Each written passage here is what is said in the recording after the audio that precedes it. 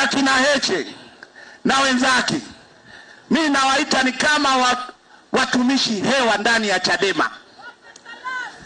Mtumishi hewa ni yule anayezurura, haonekani kazini, hana tija. Huyo ni mtumishi hewa, hatimizi majukumu yake. Hivi leo akina Heche kuwauliza, mnapozunguka mnatafuta nini?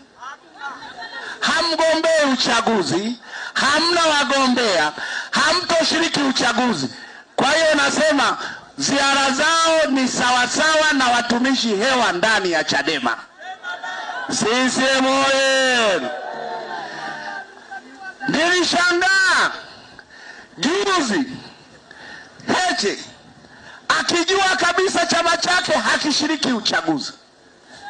Na nyie mnajua CCM ndio yenye wajibu na dhamana, kwa sababu tulishiriki uchaguzi 2020 tukaaminiwa na wananchi, tuna ilani inayotekelezwa, kuna mambo ya kufanya.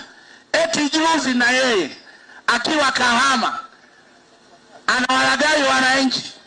Sisi tukishika hii nchi tutalipa pensheni kwa kila Mtanzania.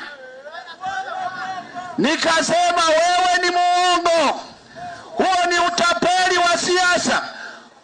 Utashikaje nchi kama ushiriki uchaguzi? Hilo namba moja. Lakini niseme nisiseme, unawezaje wewe Heche kulipa pensheni kwa kila Mtanzania wakati umeshindwa kulipa makatibu 8 tu wa chama chako wakanda wanawadai mpaka leo? Yaani wana makatibu wakanda wamewasimamisha, wanadai mafao. Takwimu ninazo ya kila mmoja, hawajalipa mafao yao. Utaweza chama chako kulipa pensheni wananchi? Ni uongo, ni hadaa. CCM oye!